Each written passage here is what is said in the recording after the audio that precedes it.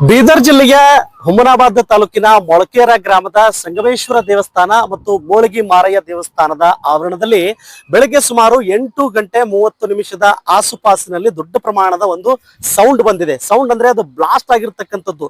ಆದ್ರೆ ಇಲ್ಲಿಯವರೆಗೂ ಸ್ಪಷ್ಟತೆ ಸಿಕ್ಕಿಲ್ಲ ಯಾವ ರೀತಿಯಾಗಿರ್ತಕ್ಕಂಥ ಬ್ಲಾಸ್ಟ್ ಆಗಿದೆ ಅನ್ನೋದನ್ನ. ಈಗಾಗಲೇ ನೀವು ನೋಡ್ಬೋದು, ಸ್ಥಳಕ್ಕೆ ಪೊಲೀಸ್ ಇಲಾಖೆ ಮತ್ತು ಬಾಂಬ್ ಬ್ಲಾಸ್ಟ್ ಸ್ಕ್ವಾಡ್ ಆಗಿರಬಹುದು, ಹೀಗೆ ಹಲವು ಸರ್ಕಾರಿ ಇಲಾಖೆಗಳು ಸ್ಥಳಕ್ಕೆ ಬಂದು ಭೇಟಿ ನೀಡಿ ಪರಿಶೀಲನೆ ಮಾಡ್ತಾ ಇದ್ದಾವೆ.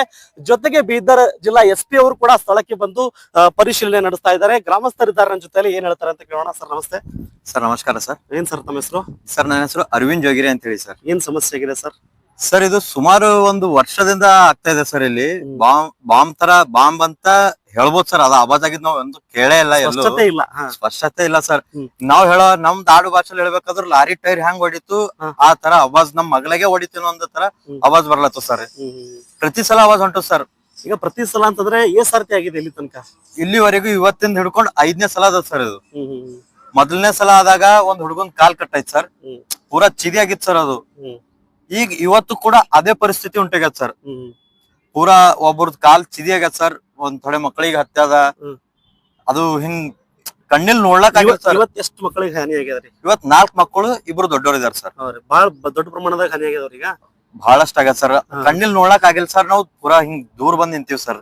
ಇದು ಯಾಕಾಗಿದೆ ಅಂತ ನಿಮ್ಗೆ ಏನಾದ್ರು ಅನಿಸಬಹುದು, ಗೊತ್ತಾಗ್ಬೋದಾ ಸರ್? ಯಾಕೆ ಆಗ್ಲತ್ತ ಅಂಬೋದು ಅಷ್ಟ ಇಲ್ಲಿವರೆಗೂ ಗೊತ್ತೇ ಆಗಿಲ್ಲ ಸರ್ ನಮ್ಗ. ಈಗ ಮೊದಲನೇ ಸಲ ಆಗಿದೆ, ಇಲ್ಲಿವರೆಗೂ ಏನು ರಿಪೋರ್ಟ್ ಕ್ಲಿಯರ್ ಆಗಿ ಗೊತ್ತಾಗಿಲ್ಲ ಸರ್. ಈಗ ಮೊನ್ನೆ ಬುಧವಾರ ದಿವಸ ಕೂಡ ಆಯ್ತು ಸರ್, ಇದೇ ಮೊನ್ನೆ ಬುಧವಾರ. ಅವತ್ ಕೂಡ ಸೌಂಡ್ ಬಂತ್ ಸರ್. ಅವತ್ ಯಾರಿಗೂ ಏನೋ ಹಾನಿ ಆಗಿಲ್ಲ ಸರ್. ಅವತ್ ಸೌಂಡ್ ಬಂತು. ಸೌಂಡ್ ಬರೋದು ತಹಸೀಲ್ದಾರ್ ಅವ್ರು ಬಂದ್ರು, ಪೊಲೀಸ್ ಇಲಾಖೆ ಅವ್ರು ಬಂದ್ರು, ಬೀದರ್ರಿಂದ ಇವ್ರು ನಾಯಿ ತಗೊಂಡ್ ಬಂದ್ರು ಕೂಡ ಏನೋ ಆಗಿಲ್ಲ ಸರ್. ರಿಪೋರ್ಟ್ ಏನೂ ಬಂದಿಲ್ಲ ಸರ್. 5ನೇ ಬಾರಿ ಈ ರೀತಿ ಆಗಿರುತ್ತೆ. 5ನೇ ಬಾರಿ ಆಗತ್ ಸರ್ ಇದು. ಇವತ್ತಿಂದು ಹಿಂಗ್ ಕಣ್ಣೀರ್ ನೋಡ್ಲಾರ ಪಾಪ್ ಸರ್ ಅದು ಅಷ್ಟು. ಹಿಂಗ ಅದು ನೋಡ್ರ ಕಣ್ಣಾಗಿ ನೀರ್ ಆಟೋಮೆಟಿಕ್ ಕಣ್ಣಾಗಿ ನೀರ್. ಅಥವಾ ಗ್ರಾಮಸ್ಥರು ಕೇಳಿದಿರಾ ಪೊಲೀಸ್ ಡಿಪಾರ್ಟ್ಮೆಂಟ್ ಗೆ ಸರ್, ಅಥವಾ ಸಂಬಂಧಪಟ್ಟಿರ್ತಕ್ಕಂಥ ಇಲಾಖೆಗೆ ಏನಾದ್ರು ವರದಿ ಕೊಡಿ ಸರ್, ಏನಾಗಿದೆ ಅಂತ ಕೇಳಿದೀವಿ ಸರ್. ಆ ಹುಡುಗ ಏನ್ ಕಾಲ್ ಕಟ್ಟಾಗಲ್ಲ ಸರ್, ಆ ಹುಡುಗನ್ ಸಂಗಟ್ ನಾನೇ ಹೋಗಿದ್ದೀನಿ ಸರ್. ಹೋದಾಗ ಕೇಳಿದೀನಿ, ಯಾವ್ದೇ ರಿಪೋರ್ಟ್ ಒಳಲ್ಲಿ ಏನೂ ಬಂದಿಲ್ಲ ಅನ್ನೋ ಮಾಹಿತಿ ಹೇಳ್ಯಾರ ಸರ್. PSI ಅವ್ರು ಹೇಳ್ಯಾರ್ರಿ. ಮತ್ ತಹಸೀಲ್ದಾರ್ ಮೇಡಮ್ ಅವ್ರು ಕೂಡ ಬಲ್ ಹೋಗಿದೀವಿ. ಅವ್ರು ಕೂಡ ಹೌದು ಎಲ್ಲಾ ಹೇಳಿದಾರ ಸರ್. ಯಾವ್ದೇ ರೀತಿಯಿಂದ ರಿಪೋರ್ಟ್ ದೊಳಗ ಏನೂ ಬಂದಿಲ್ಲ, ಇದು ಏನಾಗತ್ತ ಇನ್ಕ್ವೈರಿ ಮಾಡ್ಸಮಿ ಅಂತ ಮಾತು ಕೂಡ ಹೇಳ್ಯಾರ ಸರ್ ಅವ್ರು.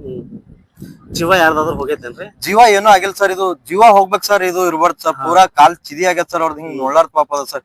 ಈಗ ಇವತ್ತಾಗಿದ್ರೊಳಗ ಏನೋ ಬಂದ್ ಕಣ್ಣಿಗ್ ಪೂರಾ ಕಣ್ಣು ಹೋಗ್ಯದ ಅಂತ ಅಲ್ಲತ್ತಾರ ಸರ್. ಬಟ್ ನಮ್ ಕಣ್ಣಿಲ್ ನೋಡೋದಾಗಿಲ್ಲ ಸರ್. ನಾ ಜನ ಸೈಡಿಗೆ ಬಂದು ಆಂಬುಲೆನ್ಸ್ ಫೋನ್ ಮಾಡ್ಕೊತ ದೂರ ನಿಂತ ಸರ್ ನಾ ಅಷ್ಟೇ. ವೀಕ್ಷಕರೇ ನೋಡಿದ್ರಲ್ಲ, ಇದೊಂದು ದೊಡ್ಡ ದುರ್ಘಟನೆ. ಇದು ಗ್ರಾಮಸ್ಥರು ಹೇಳ್ತಿರುವ ಹಾಗೆ ಇದು ಸುಮಾರು 4ರಿಂದ 5ನೇ ಬಾರಿ ಆಗಿರ್ತಕ್ಕಂಥದ್ದು. ಹೋದ ಬಾರಿಯೂ ಕೂಡ ಆಗಿರ್ತಕ್ಕಂಥ ಸಂದರ್ಭದಲ್ಲಿ ಒಬ್ಬ ಹುಡುಗನ ಕಾಲು ಕಟ್ಟಾಗಿರ್ತಕ್ಕಂಥದ್ದು, ಬರ್ನ್ ಆಗಿರ್ತಕ್ಕಂಥದ್ದು. ಈ ಸಂದರ್ಭದಲ್ಲಿಯೂ ಕೂಡ 4 ಸಣ್ಣ ಮಕ್ಕಳು ಮತ್ತು 2 ಜನ ಹಿರಿಯರನ್ನ ಇಲ್ಲಿ ಸಾಕಷ್ಟು ಪ್ರಮಾಣದಲ್ಲಿ ಡ್ಯಾಮೇಜ್ ಆಗಿದೆ ಅನ್ನೋ ಮಾತನ್ನ ಗ್ರಾಮಸ್ಥರು ಹೇಳ್ತಾ ಇದ್ದಾರೆ. ಹಲವು ಬಾರಿ ಇಲಾಖೆಯವರು ಬಂದು ಇನ್ಕ್ವೈರಿ ಮಾಡ್ಕೊಂಡಾಗಿದ್ದಾರೆ, ಆದ್ರೆ ಯಾವುದೇ ರೀತಿಯಾಗಿರ್ತಕ್ಕಂಥ ಪರಿಣಾಮವನ್ನ ನೀಡಿಲ್ಲ ಎನ್ನುವ ಆರೋಪ ಕೂಡ ಸಾರ್ವಜನಿಕರದು. ಆದ್ರೆ ಅವರು ಮತ್ತೆ ಮನವಿ ಏನ್ ಮಾಡ್ತಾ ಇದ್ದಾರಪ್ಪ ಅಂದ್ರೆ, ದಯವಿಟ್ಟು ಇಲ್ಲಿ ಏನಾಗ್ತಾ ಇದೆ, ಇಷ್ಟು ದೊಡ್ಡ ಪ್ರಮಾಣದ ಬ್ಲಾಸ್ಟ್ ಆಗ್ಲಿಕ್ಕೆ ಕಾರಣ ಏನು, ಅದಕ್ಕೆ ಸೂಕ್ತವಾಗಿರ್ತಕ್ಕಂಥ ನೀವು ಮಾಹಿತಿಯನ್ನ ಸಾರ್ವಜನಿಕರಿಗೆ ಒಂದು ವೇಳೆ ನೀಡಿದ್ರೆ ಏನಾಗುತ್ತೆ ಅಂತಂದ್ರೆ, ಅವರು ಭಯದಲ್ಲಿ ಬದುಕ್ತಾ ಇದ್ದಾರೆ. ಆ ಭಯದಲ್ಲಿ ಬದುಕ್ತಾ ಇರತಕ್ಕಂತ ಈ ಮೊಳಕೇರ ಗ್ರಾಮದ ಸಾರ್ವಜನಿಕರಿಗೆ ನೀವು ಆತ್ಮಸ್ಥೈರ್ಯವನ್ನ ತುಂಬಿಸ್ತಿರ್ತಕ್ಕಂಥ ಕೆಲಸ ಮಾಡಬೇಕಾಗಿದೆ.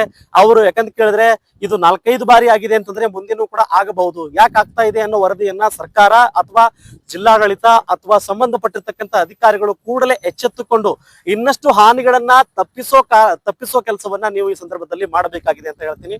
ಮತ್ತೆ ಭೇಟಿ ಆಗ್ತಾರೆ. ನಮಸ್ಕಾರ.